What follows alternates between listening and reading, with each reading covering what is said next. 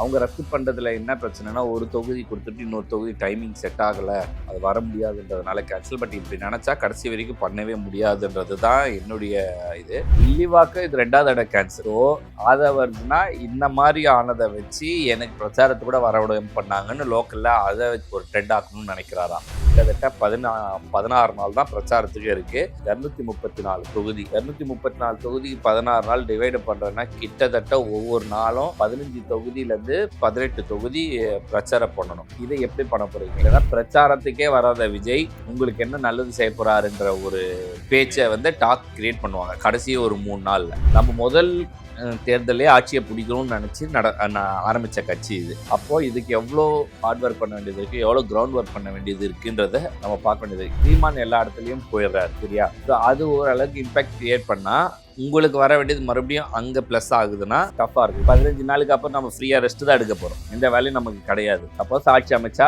அதுக்கப்புறம் அதுக்கான வேலை நடக்கணும், இல்லைன்னா எதிர்கட்சி, இல்லைன்னா சினிமா, இந்த 3குள்ளே தான் வேலை நடக்க போகுது. அதுக்கு கேப் இருக்குது. ஸோ இப்போ இந்த 15-16 நாள் கூட நம்ம ஃபுல்லாக ஹார்ட் ஒர்க் பண்ணலைன்னா கஷ்டம். ஆளுங்கட்சியாக வரணும் தானே ஓட்டு எலெக்ஷன் நிற்கிறீங்க. உங்களுக்கு எதிர்காப்பு யாரு? சொல்ல போனால் எல்லாருமே உங்களுக்கு எதிரி தான். இப்போ திமுக, அதிமுக, இன்னைக்கு காலம் திமுக தான் உனக்கு எதிரி. திமுக ஆட்சியில் இறக்குனாதான் நீ ஏற முடியும் முதல்ல.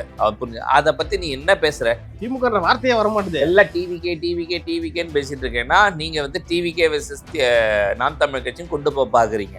அது யாருக்காக பண்றீங்க, எதுக்காக செய்றீங்க? ஏடிஎம்கே வந்து 40, டிஎம்கே வந்து 27. முதல்வர் லிஸ்ட்ல தான் இந்த நம்பர் வருது. 37, அதே 3% இங்கிருந்து மாறிடுச்சுன்னு எதை வச்சு இவர் மாறிடுச்சுன்னு ஒரு நம்பர் எனக்கு தெரியல. 6 பிஜேபி முதலமைச்சர் தமிழ்நாட்டில் வந்து பிரச்சாரம் பண்ண தயாரா இருக்காங்களா? ஓகேவா? ஏன்னா 27 சீட்டு வாங்க பிஜேபி ராத்திரி பகலமா உழைக்கிறாங்க திமுக வரக்கூடாதுன்னு. 170, 165 சீட்டு மேல வச்சிருக்க அதிமுக அந்த மெனக்கடல்லே இல்லை. நேயர்களுக்கு வணக்கம். இன்றைய சீகே டாக் நிகழ்ச்சியில் பல்வேறு அரசியல் மற்றும் சமூக நிகழ்வு குறித்து உங்கள் சீகேவோடு பேசவிருக்கிறோம். வாருங்கள் நிகழ்ச்சிக்குள் செல்லலாம். வணக்கம் சார். வணக்கம் தேவா. சார், தவேக தலைவர் திரு விஜய் அவர்கள் இன்னைக்கு சென்னையில் புறப்பட்டு செய்யறதா இருந்துச்சு. இன்னைக்கு மீண்டும் ரத்து செய்யப்பட்டிருக்கு சார். என்ன காரணம்? எதனால தொடர்ச்சியா ரத்து பட்டுக்கிட்டே இருக்கு? தேவா, இப்போ இந்த மாதிரியான பிரச்சனைகள் பிரச்சாரத்தில் வரும்னு நம்ம ஏற்கனவே சொல்லியிருக்கோம். பட் இந்த இது வந்து அவங்க ரத்து பண்ணதாக நம்ம வந்து இதில் சொல்கிறோம், தெரிஞ்ச விஷயம். அவங்க ரத்து பண்ணுறதுல என்ன பிரச்சனைனா, ஒரு தொகுதி கொடுத்துட்டு இன்னொரு தொகுதி டைமிங் செட் ஆகலை, அது வர முடியாதுன்றதுனால கேன்சல். பட் இப்படி நினச்சா கடைசி வரைக்கும் பண்ணவே முடியாதுன்றது தான் என்னுடைய இது. அட்லீஸ்ட் அந்த தொகுதியாவது பண்ணலாம். எனக்கு இப்போ என்ன வருது அப்படின்னா, வில்லிவாக்கம் இது 2வது தடவை கேன்சல். ஸோ விஜய் வாலண்டரியா வில்லிவாக்கத்தை அவாய்ட் பண்ணுறாரா, இல்லை அவரை விட்டு கொடுக்கணும்னு நினைக்கிறாங்களா, இல்லை என்னன்ற விஷயம் வந்து தெரியல. இல்லை அதை வருதுன்னா இந்த மாதிரி ஆனதை வச்சு எனக்கு பிரச்சாரத்தை கூட வரவிடம் பண்ணாங்கன்னு லோக்கலில் அதை ஒரு ட்ரெண்ட் ஆக்கணும்னு நினைக்கிறாரா? இதுதான் 2 பாயிண்ட்டை நான் பார்க்குறேன். இது ஒரு வே. இன்னொரு வே, நீங்கள் கேன்சல், அதாவது டி நகர் வில்லிவாக்கம்னா டைரெக்டாக அடுத்து டி நகர் வைக்கவே கூடாது எப்பவுமே. ஆமாம் சார். அதுக்குள்ளே பார்த்தீங்கன்னா 2-3 தொகுதி இருக்கு. அண்ணா நகர் இருக்கு. வர வழியே அடுத்தடுத்து கவர் பண்ணி அந்த தொகுதியோட டி நகர் வரும். எக்ஸாம்பிள் வில்லிவாக்கமா, அடுத்தது அண்ணா நகர், அடுத்தது விருகம்பாக்கம், அதுக்கப்புறம் டி நகர். ஸோ இப்படி வரும்போது அந்த ட்ராக் வந்து இப்படி தான் மேக்ஸிமம் பண்ணுவாங்க ஜென்ரலாக எல்லாரும். இந்த இன்னொன்று மெயின் ரோட்ஸ் ஆக்சஸ் எதெல்லாம் இருக்கோ அதை யூட்டிலைஸ் பண்ணணும்னு பார்ப்பாங்க. அப்போ தான் கொஞ்சம் ஓரளவுக்கு டிராஃபிக் இல்லாமல் ப்ராசஸ் பண்ணுவாங்க. ஸோ இவங்க டேரெக்டாக வில்லிவாக்கத்தை அதோட ஜம்ப்பு வந்து டி நகர் போட்டுட்டு 1 hour டைம்குள்ளே வந்து பண்ண முடியாதுன்றதை புரிஞ்சு கேன்சல் பண்ணிட்டேன்றது வந்து ஒரு பெரிய சொதப்பல் தான் நான் பார்க்குறேன். ஸோ இதில் இன்னும் கான்ஷியஸாக இல்லைன்னா இன்னும் 20 நாள் கூட இல்லை. ஐ திங்க் 18 நாள் தான். 2 நாள் பிரச்சாரத்தை கழிச்சிருவாங்க.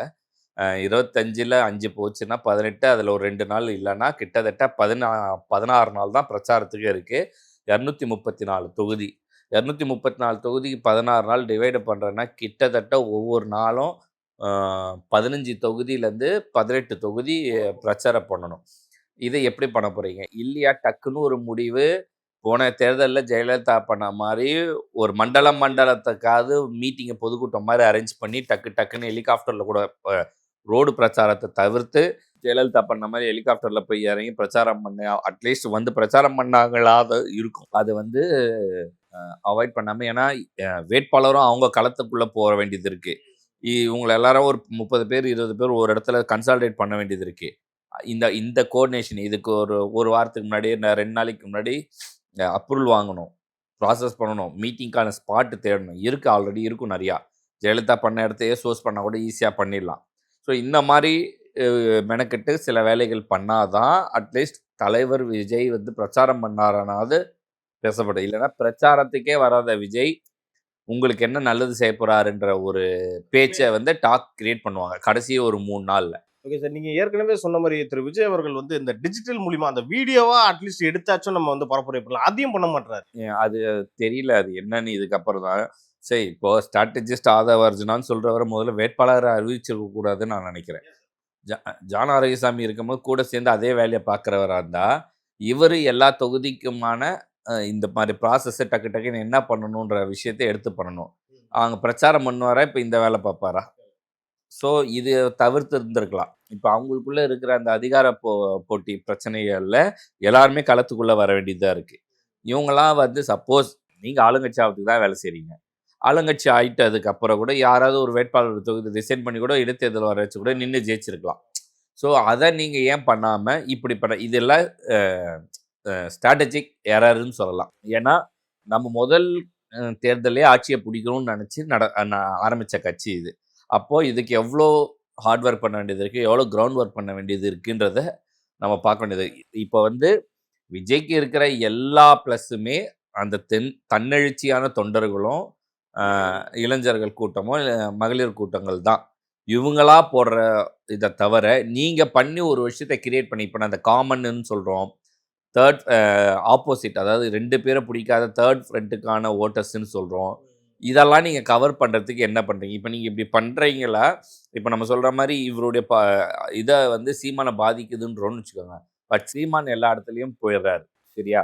ஸோ அது ஓரளவுக்கு இம்பேக்ட் கிரியேட் பண்ணால் உங்களுக்கு வர வேண்டியது மறுபடியும் அங்கே ப்ளஸ் ஆகுதுன்னா டஃப்பாக இருக்குது. இப்போ எக்ஸாம்பிள், ஏற்கனவே பல நிறுவனங்கள் நம்ம வந்து எல்லா நிறுவனத்தை நம்ம எடுக்க விருப்பப்படல. போன தேர்தலில் அறிவித்த ஒப்பீனியன் போல் கொடுத்த சர்வே வந்து சி ஓட்டர்ஸும் லயோலா திருநாவுக்கரசு அவருடைய இது அவங்களது வந்து சிமிலராக இருந்துச்சு. மேட்ச் கிட்ட முன்ன பின்னன்னு இருந்தது. அதே இது இந்த தடவை கொடுத்தது நம்ம வச்சு பார்க்கும்போது பெனிஃபிஷரி அதிகமாகவே இருக்குது. ஸோ நீங்கள் இவ்வளோ இருந்து நீங்கள் இன்னும் மெனக்கெடலைன்னா அது மைனஸ் ஆகிறதுக்கு வாய்ப்பு. ஏன்னா அன்றைக்கி இருந்த காலம் நீங்கள் களத்துக்குள்ளே வரல, உங்களை பற்றி இப்போ இது பண்ணல. இப்போது எல்லா எம்எல்ஏ தொகுதியிலையும் தலைவர் வந்துட்டு போயிட்டு பிரச்சாரம் பண்ணிட்டு போனால் அங்கே ஒரு ஹைப் கிடைக்கும், அவங்களுக்கு ஒரு பூஸ்ட் கிடைக்கும். ஸோ அது ரொம்ப இம்பார்ட்டண்ட்டாக எல்லா கட்சியிலுமே பண்ணுவாங்க, அடிச்சுப்பாங்க. நான் தலைவர் நம்ம இதில் எந்த பிரச்சாரத்தில் இருப்பாங்க. ஸோ அதை இங்கே தவறிட்டாங்களோன்ற பார்க்க வேண்டிய இதில் இருக்குது. இல்லை அவங்களே இந்த இடத்துல இந்த அளவுக்கு கன்சாலிடேட் பண்ணால் போதும், நம்ம அடுத்த தேர்தலில் பார்த்துக்கலாம்னு நினைக்கிறாங்களா? ஸோ இந்த 2 விஷயம் நமக்கு ஒரு இல்லை சார். இப்போ திமுக மாதிரி கட்சியில் பார்த்தீங்கன்னா ஒரு பக்கம் முதல்வர் ஸ்டாலின் அவர்கள் பரப்புரை பண்ணுறாரு, மறுபக்கம் உதயநிதியும் போய் பண்ணிட்டு இருக்காரு சார். 2 பேர் இருக்காங்க. அதே மாதிரி அதிமுகலையும் இருக்காங்க, பாஜகவில் இருக்காங்க, காங்கிரஸ்லையும் இருக்காங்க. இப்போ இந்த தாவேக்கால விஜய் மட்டும் தான் இருக்காரு. ஆனால் தாவேக்கா சார்பாக அந்த திருமுனை கூட்டம்லாம் நடக்குது சார், பொதுக்கூட்டங்கள்லாம் நடக்குது. அது வந்து இம்பாக்டை கிரியேட் பண்ணும். இல்லை, திருமுனை கூட்டங்கள் இம்பேக்ட் கிரியேட் பண்ணணும், நான் இல்லைன்னு சொல்ல. பட் எல்லாமே தலைவர்கள் வரும் பட்சத்தில். இப்போ இந்த திருமண கூட்டத்தில் யாரெல்லாம் பேசுகிறா? அதை ஒரிஜினா பேசுவார், லைலாமணி பேசுவார், செங்கோட்டையன் பேசுறாரு, அப்புறம் நாஞ்சில் சம்பத் பேசுறாரு, ராவுத்தர் இப்ராஹிம் பேசுறாரு, அப்புறம் பேச்சாளர் சில பேர் பேசுறாங்க. இவங்க எல்லாரும் ஆல்ரெடி பேசி தானே இருந்தாங்க. ஆமா, யூடியூப்ல பேசிக்கிட்டு இருந்தாங்க. இப்போ நேர்ல பேசுறாங்க. இப்போ அவங்களுக்கு அது என்ன புதுசா தெரியும்? தலைவர் வந்து பேசுறது தான் மக்களுக்கு வந்து ஒரு ஹைப் கிரியேட் பண்ணும். அது ரொம்ப முக்கியம். தலைவர் பேசணும். தலைவர் பேசலைன்னா அது எப்பவுமே கொஞ்சம். ஸோ இது வந்து இன்னும் கொஞ்சம் விஜய் சீரியஸாக எடுக்கணும் தான் நீங்கள் சொல்கிறீங்க. ஏன்னா 20 நாள் கூட இல்லை சார். எனக்கு சீரியஸாக இருக்கணும். அவர் இப்போ நம்ம இங்கேருந்து சொல்கிறோம், அவருடைய சங்கடம் என்னன்னு எனக்கு தெரியல. பட் என்ன சங்கடம் இருந்தாலும் களத்தில் ஏன்னா நம்ம 20-15 நாளுக்கு அப்புறம் நம்ம ஃப்ரீயாக ரெஸ்ட்டு தான் எடுக்க போகிறோம். எந்த வேலையும் நமக்கு கிடையாது. சப்போஸ் ஆட்சி அமைச்சா அதுக்கப்புறம் அதுக்கான வேலை நடக்கணும். இல்லைன்னா எதிர்கட்சி, இல்லைன்னா சினிமா, இந்த 3க்குள்ளே தான் வேலை நடக்க போகுது. அதுக்கு கேப் இருக்குது. ஸோ இப்போ இந்த 15-16 நாள் கூட நம்ம ஃபுல்லாக ஹார்ட் ஒர்க் பண்ணலைன்னா கஷ்டம் தான். இது வந்து தலைவருக்கு மட்டும் சொல்லலை, எல்லா தொண்டர்களுக்குமே சொல்கிறேன். நீங்கள் சொல்லிட்டு நீங்களும் களத்துக்குள்ளே இப்போ இறங்கி வேலை செய்ய வேண்டிய கட்டாயத்தில் இருக்கும். ஓகேவா? எல்லாருக்கும் தெரிகிற மாதிரி இப்போ வேட்பாளர் தாக்குதல்லாம் ஆரம்பிச்சிட்டாங்க. நம்ம இப்போ சாட்டை துரைமுருகன் வந்து இவங்களை வேட்பாளரை வச்சு கலாச்சிருக்காங்க, களத்தில் ஓடுங்க. அது எப்படி இந்த தேர்தல் முடிஞ்சோடனே ஓடிடுவாங்க எனக்கு புரியல. நீங்க 1% வாங்கும்போதே தேர்தலை சந்திச்சிருக்கீங்க. உங்கள மாதிரி முதல் தேர்தல்ல 10 மடங்கு 15 மடங்கு மேல எடுக்க போறாங்கன்னா, எக்ஸாம்பிள் எதிர்க்கட்சிகள்ல வின் ஆவல அப்படின்னா, எப்படி ஓடுவாங்கன்னு நீங்க நினைக்கிறீங்க? ஸோ உங்களுடைய தரம் தாழ்ந்த விமர்சனம் வந்து அவாய்ட் பண்ணலாம். இது சீமான் அண்ணன்கிட்ட கேட்கும்போது கூட, எங்கள அவங்க கலாய்க்கும்போது நீங்க கேட்கலையான்னு, அந்த கலாச்சாரத்தை உருவாக்கியதே நாம் தமிழர் கட்சி தொண்டர்கள் தான். அந்த இடத்துல இருந்த இம்மெச்சூரிட்டி பீப்புள்ஸ் தான். சாட்டை துறைமுகம்லாம் பொதுக்கூட்டங்கள விஜய் பேசாத வார்த்தை கிடையாது. விஜய் பேச இது இப்ப நீ ஆரம்பத்துல இருந்து சொல்லு. நீ சீமானுடையது நீ ஆரம்பத்துல இருந்தே எடுத்துக்கிட்டனா, அவர் தொண்டர் நீ யாராவது அவரை திட்டா கமெண்ட் செக்ஷன்லயும் இதுலயுமே இந்த ஐபிஎஸ் அருண் அவர் ஃபேமிலி இவங்க எந்த அளவுக்கு பேசினாங்கன்றது ஆல்ரெடி எல்லாருக்குமே தெரியும். ஃபேமிலி வரைக்கும் ஒரு மாதிரி தரம் தாழ்ந்து விமர்சனம். அப்போ உங்களுக்கு அது குத்தலையா அப்படின்ற கேள்விதான். உங்களை வரும்போது பாதிக்குது, உங்களுக்கு வரும்போது அது ரத்தம்னும் போது அடுத்தவங்களுக்கு வந்தாலும் அது ரத்தம்ன்ற மென்டாலிட்டிக்குள்ளே நீங்கள் நடந்துருந்தீங்கனால அதுக்கு தான் பழமொழி அன்றைக்கே சொல்லிடுறாங்க, தன்வினை தன்னை சுடும்னு சொல்லி. உங்களை சுடும் போது அது கசக்குது. இப்போ திருப்பி சாட்டை துருப்புன்னு இதையே பண்ணிட்டு இருக்காரு. இதை பண்ணிகிட்டே இருந்தாருன்னா திருப்பி இதே பேட்டர்னில் அவரும் தாக்கறதுக்கு தயாராக இருப்பாங்க. நம்ம ராவுதர் இப்ராஹிம் மாதிரியான வாரியர்ஸ் இறங்குறாங்க, நாஞ்சி சம்பத் மாதிரியான ஆட்கள் பேசுகிறாங்கன்னா, இப்போ நாஞ்சி சம்பத்தை இவர் பேசும் போதெல்லாம் அவர் அண்ணன் நாஞ்சி சம்பத்து வேற மாதிரி அவன் யாரு அவர் ஸ்டைலில் அடிக்கும் போதே இவரெல்லாம் சொல்ல போனா சாட்டை துறை முருகனை சில பேர் வந்து மனுஷனாவே மதிக்க மாட்டாங்க. சரி இவங்க எதுக்கு நம்ம வந்து பதில் கொடுத்துக்கிட்டு நம்ம வேலையை பார்ப்போம், கட்சிக்கு வேலையை பார்ப்போன்ற மாதிரி மனுஷனுக்கு போயிட்டாங்க சார் போறாங்க. இன்னொன்னு அண்ணன் சீமான் அவரே இப்ப வந்து அந்த இவர் பேர் என்ன இடுபாவன் கார்த்திக் ஒரு மேடையில சொல்றாரு, அண்ணன் நான் தேர்தலில் நிக்கல, எல்லா ஊரும் பிரச்சாரத்துக்கு பண்றேன்னு. ஓ இவர் போய் தான் பிரச்சாரம் பண்ணி என்னை ஜெயிக்க வைக்கிறாராமா. நீ மூட்டை போய் நில்லுடான்னு சொல்லிட்டேன், உன்னை சட்ட அமைச்சர் ஆகுறேன்னு சொல்லிட்டேன்னு. ஜெயிக்காத அதுக்கு சட்ட அமைச்சர். சரி இப்படி சொல்றீங்கன்னா நீங்க தெளிவா உங்களுக்கு அடுத்த லெவல்ல இருக்க யாருமே வளரவில்லை. இப்போ அதுதான் காளியம்மா வெளியே போனது. உங்களுக்குள்ளேயே 1000 பிரச்சனை இருக்கு. முதல்ல அதை சரி பண்ணி நீங்க தேர்தல் களத்துல முன்னேற பாருங்க. அதை விட்டுட்டு இன்னொன்னு கேட்குறேன், நீங்க யாரை எதிர்த்து இப்போ அரசியல் பண்ணணும்? இப்போ நீங்க வர்றது ஆளுங்கட்சியா வரணும் தானே ஓட்டு எலெக்ஷன் நிற்கிறீங்க. உங்களுக்கு எதிரி அப்போ யாரு? சொல்ல போனா எல்லாருமே உங்களுக்கு எதிரி தான். இப்ப திமுக அதிமுக இன்னைக்கு காலம் திமுக தான் உனக்கு எதிரி. திமுக ஆட்சியில இறக்குனாதான் நீ ஏற முடியும் முதல்ல. புரிஞ்சு அதை பத்தி நீ என்ன பேசுற? திமுக வார்த்தையே வர மாட்டேது. எல்லாம் டிவிகேன்னு பேசிட்டு இருக்கேன்னா நீங்க வந்து டிவிகே வெர்சஸ் நாம் தமிழர் கட்சியும் கொண்டு போய் பாக்குறீங்க. அது யாருக்காக பண்றீங்க? எதுக்காக செய்றீங்க? நீங்க ஊருக்கு அவங்க கூட தும்புறாங்களோ இல்ல, இங்க சாட்டை முருகன் ஜலதோஷம் பிடிச்சிருக்கு. அவங்களுக்கு இருக்கிற 1-2 கூட காப்பாத்திக்க பாக்குறாங்க. அப்படிதான் தெரியுது. காப்பாத்திக்க பாக்குறது வேறப்பா. நீ காப்பாத்திக்கணும்னா ஆளுங்கட்சியில இருந்து உனக்கு ஏற்கனவே எதிர்கட்சியா இருக்கும் போது உனக்கு வந்த ஓட்டை நீ கன்சால்டேட் பண்ணணும். அப்போ அவங்கள திருப்பி நீ எதிர்த்தாதான் உன்னை இன்னும் எதிர்க்கிறாங்கன்னு உன்னுடைய ஓட்டை அந்த ஸ்ட்ராங்கில் இருக்கும். நீங்க அதை விட்டுட்டு நேற்று வந்த டிவிகேவை நீங்க எதிர்த்துட்டு இருந்தீங்கன்னா என்ன விஷயம்? அதே இதில் எவ்வளோ பேர் நாம் தமிழில் இருந்தவங்கள நீ டிவிக்கில் இருக்காங்க, மாணவர்களோ இளைஞர்களோ எவ்வளோ பேர் எல்லாம் கண்ணுக்கு தெரியாமல் போச்சு. நீ நிர்வாகியாக இருக்கிறதுனால உனக்கு தெரியல. அவர் பேசுற சில பேர் இளைஞர்கள் வந்து ஒரு இன்ட்ரெஸ்ட் காட்டுறாங்க தான் இல்லைன்னு சொல்ல. ஆனா அவர் இப்ப பண்ற அரசியல் நீங்க சொன்ன மாதிரி திமுகவை எதிர்க்க மாட்டார், ஒரு ஆளுங்கட்சி எதிர்க்க மாட்டேன்ற மாதிரி அவங்க மனசுல என்னன்னா இவர் எதுக்கு என்ன யாருக்கு அரசியல் பண்றான்ற மாதிரி கன்ஃபியூஷன் வருது. அதுதான் இது வந்து சீமான் அவங்களுக்கும் அவர் கட்சிக்குமே சொல்ற அட்வைஸ் இதுதான். ஆக்கப்பூர்வமான இது வந்து பேப்பர் ஒர்க்லேயும் டிவி போட்டு காட்டுறதுல மட்டும் இல்லை, நிர்வாகத்திலையும் இருக்கணுன்றது தான் என்னுடைய இது.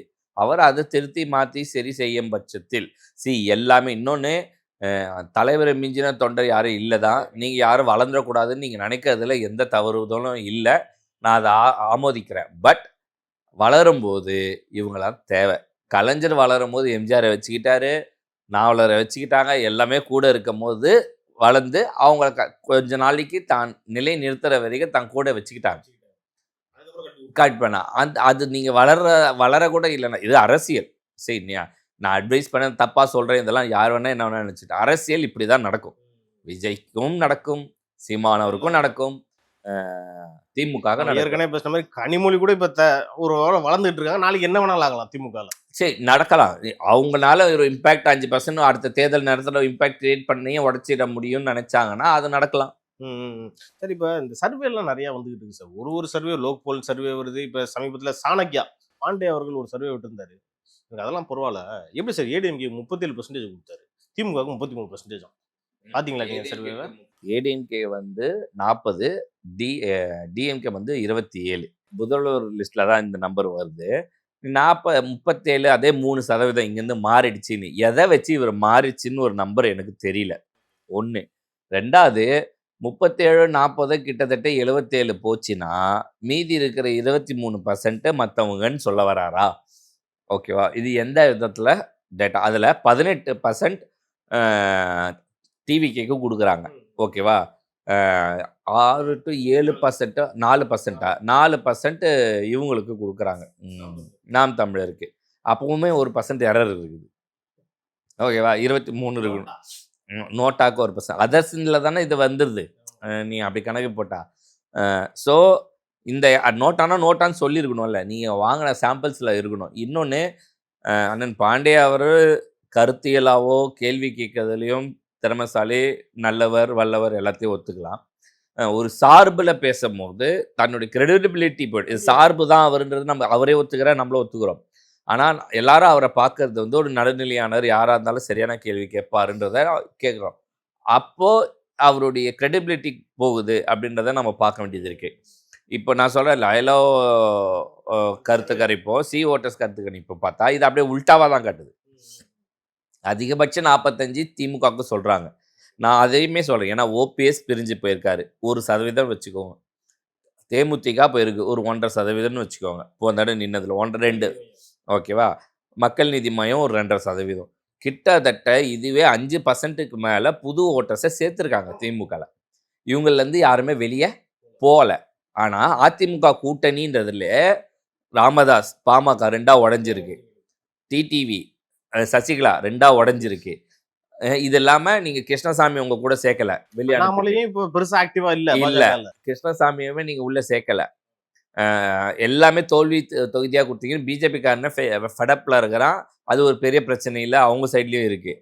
இதெல்லாம் மீறி இவர் இவ்வளோ % ஓட்டு ஜெயிச்சிருவார். எனக்கு இன்னொன்று என்னென்னா, 6 பிஜேபி முதலமைச்சர் தமிழ்நாட்டில் வந்து பிரச்சாரம் பண்ண தயாராக இருக்காங்களாம். எனக்கு புரியல, இங்கே யார் ஃப்ரண்ட் பார்ட்டி, யார் வந்து பேக் பார்ட்டின்னு. ஓகேவா? ஏன்னா 27 சீட்டு வாங்க பிஜேபி ராத்திரி பகலமாக உழைக்கிறாங்க திமுக வரக்கூடாதுன்னு. 170, 165 சீட்டு மேலே வச்சிருக்க அதிமுக அந்த மெனக்கடல்லே இல்லை. அது எப்படி இருக்கும்? இப்படிதான் வந்து தன்னைத்தானே வந்து ஏமாத்திக்கிட்டு இருக்காங்களா? இப்போ நம்ம சொன்ன மாதிரி இப்போ இந்த லெவலில் 66, 70 சீட்டு இப்போ இந்த அலைன்ஸ் வாங்கினதே இதில் 100 சீட்டையும் இவங்க கணக்கு வச்சா கூட அதில் பாதி வராதுன்றது தான் என்னுடைய. ஓகே சார், இந்த பர்சன்டேஜ் ஒரு கேல்குலேஷன் வேற. 37% வந்து எடப்பாடி சிஎம் ஆகணும்னு விரும்புறாங்களா, 33 ஸ்டாலின், 24 விஜயம். அது வந்து அண்ணன் பாண்டே அவர் வந்து சில இடத்துல நமக்கு ரோல் மாடலு. ஸோ நம்ம அவரை அந்த இடத்துக்குள்ளே நான் போகல. அவர் வரத்துக்கு முன்னாடியே அறிவிச்சிட்டாரு கூட்டணி அந்த மாதிரி இதுன்னு. விஜய் வந்தால் நல்லா இருக்கும்ன்றது கொஞ்ச நாளுக்கு முன்னாடி பேசியிருந்தார். இல்லைன்னா டஃப்பாக இருக்கும்னு சொன்னவர் இன்னைக்கு அவருக்கு தான் ஐன்றது சொல்கிறாரு. என்னது இல்லைன்னா காலம் வந்து டஃப்னு தான் சொல்லியிருந்தார். ஒரு மாதத்துக்கு முன்னாடி கூட டிவிக்கே வந்தால் ஷோர் ஷாட் 200 சீட்டு, இல்லைன்னா கொஞ்சம் டஃப்பாக தான் இருக்கும், இழுபறி இப்போ கணிக்க முடியாதுன்னு சொன்னவர் இப்போ இப்படி சொல்கிறாங்க. இது அதான் சொல்கிறேன், இது ஆளுங்கட்சியும் பண்ணியிருக்காங்க. அவங்களுக்கு தான் வருவாங்கன்னு அவங்களும் ஒரு 10 சேனலில் கூப்பிட்டு நெரேட்டிவ் பண்ணிடுவாங்க. எல்லாருமே தான் பண்ணணும், அதிமுகவும் பண்ணலாம். ஆனால் சாணக்கியா பண்ணணுமா அப்படின்றத கேள்வியா. ஓகே, அடுத்ததான் வந்து திருமாவளவன் அவர்கள் வந்து திடீர்னு ஒரு பேக் அடிச்சிட்டாரு சார். காட்டுமன்னார் கோயிலில் எலெக்ஷன் கண்டெஸ்ட் பண்ணுறேன்னாரு. அதுக்கப்புறம் நான் நிற்கலை, எனக்கு பதிலாக ஜோதிமணின்ற அவர் காங்கிரஸ் வேட்பாளர், அவருக்கு ஏன் கொடுத்தாருன்னே சீட்டு தெரியல, ரொம்ப மர்மமாக இருக்கு. என்ன காரணமாக இருக்கும்? இல்லை, அது உள்ள அது கூடவே வெளியே வரும். நமக்கு வந்த சோர்ஸு தொண்டர்களுக்கு எம்பியாக இருந்தோம், தொண்டர்களுக்கு சீட்டு கொடுக்காம அவரே நிற்கிறாருன்னு உள்ளுக்குள்ளே ஒரு கலவரம் போயின்னு இருந்தது. ஒரு வாரமாக அந்த பேச்சு போயிட்டுருக்கு. ஸோ அதை மாற்றத்துக்கு என்னன்றது தான். அது ஏன் ஜோதிமணிக்கு போயிருக்கு அப்படின்றத நம்ம இன்னும் ஒரு நாளில் நமக்கு விஷயம் தெரிஞ்சிடும். நான் தினைக்கும் விசிக ஆஃபீஸ் கிராஸ் பண்ணி தான் ஆஃபீஸ் போகிறேன். அங்கே பார்க்குறேன், அந்த விருப்ப மனுலாம் கொடுத்தாங்களா, அவ்வளோ பேர் கொடுத்தாங்க சார். அப்போ விசிக தொண்டர்களுக்கு அவ்வளோதான் மரியாதையா? காங்கிரஸ் தொண்டருக்கு ஏன் சார் அப்படி இல்லை, சும்மா இது நீ சரி ஓகே உன்னுடைய வேலையை நீ செய்கிற. பட் நான் சொல்கிறது என்னென்னா, அப்போ 10,000 பேர் அதிமுகவில் கொடுத்துருப்பான், 15,000 பேர் டிவிக்கில் கொடுத்துருப்பான், 10,000 பேர் திமுகவில் கொடுத்துருப்பான்னா எல்லாருக்கும் சீட்டு கொடுக்க முடியாதுல்ல. இருக்கிறது 234 தான். நீ அது கன்டென்ட் இல்ல. யார் ஜெயிப்பா? யார் களத்துல ஸ்ட்ராங்கு? ஏற்கனவே யாரும் செலிபிரிட்டி ஃபேஸா இருக்கா? இதெல்லாம் பார்த்து தான் குடுப்பாங்க. இல்ல சார், அது காங்கிரஸ் ஆளுக்கு ஏன் குடுக்கணும்னு தான் நான் கேட்கிறேன். அது அது வந்து ஒருவேளை திமுக கேட்டுக்கினதின் பெயரில் மாத்தி குடுக்கறதுக்காக, இல்ல 8 சீட்ட குடுத்து 7 சீட்டு தான் பேசியிருப்பாங்க. அத நான் ஒரு 8ஆ குடுங்க. நான் அதுக்கப்புறம் 1 திருப்பி குடுத்துர்றேன். அந்த மாரி ஏதாவது பேசினாங்களான்னு தெரியல. அப்படியும் பேசியிருந்தா அது திமுக தான் வரணும். ஏன் காங்கிரஸ்க்கு போச்சு? ஆக்சுவலா நான் ஒரு கால்குலேஷன் சொல்றேன் சார். இது கரெக்ட்டா கனெக்ட் ஆகுது. என்னன்னா பாண்டிச்சேரியில காங்கிரஸ் வேட்பாளர் எதிர்த்து விசிகா கேண்டிடேட் போட்டாங்கல்ல, ம், நேத்து யாரும் ஓட்டு போடாதீங்கன்ட்டு. ம். இவரே சொல்றாரு. விசிகா கேண்டிடேட்ஸ்க்கு யாருமே ஓட்டு போடாதீங்கன்னு சொன்ன அந்த நேரத்துல அத காங்கிரஸ் கேண்டிடேட் ஒருத்தருக்கு சீட்டும் குடுக்குறாரு. கனெக்ட் ஆகுதா சார் இப்ப? அதுதான் சொல்றேன். விட்டு குடுத்துருக்காரு. விட்டு குடுத்துருக்காங்க.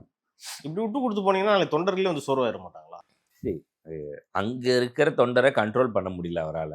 நீ கண்ட்ரோல் பண்ண முடியாத தொண்டருக்காக சோர்வாகலன்னா என்ன பண்ணணும்? இப்ப அங்க எப்படி ஒரு வேட்பாளர் நிக்கலாம்? தலைமையை மீறி நிக்கக்கூடாது. இது யாரோ சரியான லீடரோ, தப்பான லீடரோ. தலைமைனா தலைமை. ஒரு லீடர் இருந்தா அந்த லீடர் பேச்சை கேட்கணும். அதுதான் களம். அதை ஒபே பண்ணலன்னா இப்படி தான் போகுன்றது தான் விஷயம். ஆனா பாண்டிச்சேரிக்கு தமிழ்நாடா அப்படின்னா அது ஒரு கொஞ்சம் சங்கடமான விஷயம் தான். தேமுதிக பொதுச் செயலாளர் பிரேமலதா அவர்கள் வந்து எடப்பாடி அவர்களை துரோகின்ற மாதிரி ஒரே விஷயம் போட்டார். பாத்தீங்களா என்ன விஷயம்ட்டு? எல்லாரும் தான் சொல்லுவோம். அவங்க மட்டும் தான் சொல்லுவாங்களா? அவர் யாருக்கு உண்மையா இருந்தாருன்னு நம்ம ஏற்கனவே பல கேள்வி கேட்டு வச்சிருக்கிறோம். இவர் வந்து எடப்பாடி கேள்வி கேட்டாரு. ஏதாவது ப்ரூஃப் இருக்கா? எழுதி குடுத்துருமா? சொல்லுங்கோ அப்படின்னு. இப்ப அந்த அம்மா ஒரு பேப்பர் எடுத்து காமிச்சுக்கிறாங்க. இப்ப என்ன சொல்லுவாரு? நாங்க ஆண்டுகள் பதிவு பண்ணோமான்னு கேட்பாய்ங்க. சரியா? எந்த தேர்தல்லையும் ஆண்டு பதிவு பண்ற கதை. இப்ப நீ தேர்தலுக்கு முன்னாடியே எம்பி பதவி ஒருத்தருக்கு குடுத்த. கரெக்ட்டு தானே? அது மட்டும் எப்படி குடுத்த? குடுக்கறதுனா தேர்தல் இதுனா வர அடுத்த இதுல குடுக்க வேண்டியது தான் கடமை. நீ செய்யல. நீ அன்னைக்கே நெனச்சுட்டாரு, தேமுதிக வெளிய அனுப்புற முடிவுக்கு வந்துட்டாரு. பாமக உள்ள. ஏன்னா எம்எல்ஏ எலெக்ஷன்ல அவங்க தேவைப்படுதுன்னு. ஸோ அவங்களுக்கு குடுத்த அந்த சீட்ட நம்ம வேஸ்ட் பண்ண வேணாம்னு சொல்லி, இவரு வந்து அவாய்ட் பண்ணிட்டாரு. இதுதான் ரியாலிட்டி. ராஜதந்திரி வேலையை பார்த்திருக்காரு அது சார். ராஜதந்திரி நீ சொல்லு, குள்ளநரி தந்திரம்னு நான் சொல்றேன். ஓகேவா? இது வந்து இன்னைக்குமே அதாவது நீ கட்சிக்குள்ள ஏதோ ஒருத்தருக்குள்ள ஒரு பிரச்சனைன்றது வேற.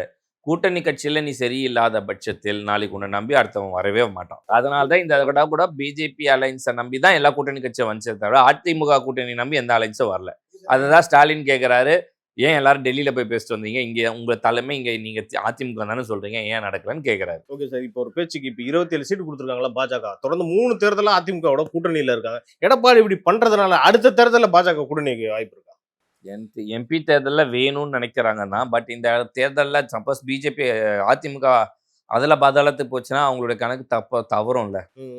அப்போ அதை பரிசீலனை பண்ணுவாங்க. அதான் அப்படி இன்னொன்று அடுத்த தேர்தல் வந்து பாஜகவால் தான் அதிமுகவுக்கு கிடைக்கும்ன்ற மாதிரி தான் இருக்குமே தவிர, சப்போஸ் நான் சொல்கிற மாதிரி நெகட்டிவாக இந்த எலெக்ஷனில் ஏடிஎம்கே போச்சுன்னா பாஜகவால் தான் அதிமுகவுக்கு வெற்றியே கிடைக்கும் அப்படின்ற பட்சத்தில் அங்கே பார்கினும் அதிகமாக இருக்கும். ஒன்று அப்போ அப்போ ரெண்டாங்க பாஜக இருக்கும் இப்போவே அப்பரண்ட் அவங்க தான் வச்சுக்கோங்க. நான் அது வந்து திமுக கிரிட்டிசைஸ் பண்ணுற மாதிரியான நெகட்டிவ் பாயிண்ட் ஆஃப் வியூவில் சொல்லலை. பிஜேபி இந்த இடத்துல தேவை. நீங்கள் லெஃப்ட் ஒன்று இருந்தீங்கன்னா ரைட்டுன்னு ஒன்று இருக்கணும். அது யார் ஸ்ட்ராங்காக இருக்காங்களோ அவங்க இருந்தால் தான் நீங்கள் வந்து எதுவாக இருந்தாலுமே கரெக்டாக நடக்கும். Okay sir. உங்கள் நேரத்துக்கும் கருத்துக்கும் நன்றி. நன்றி.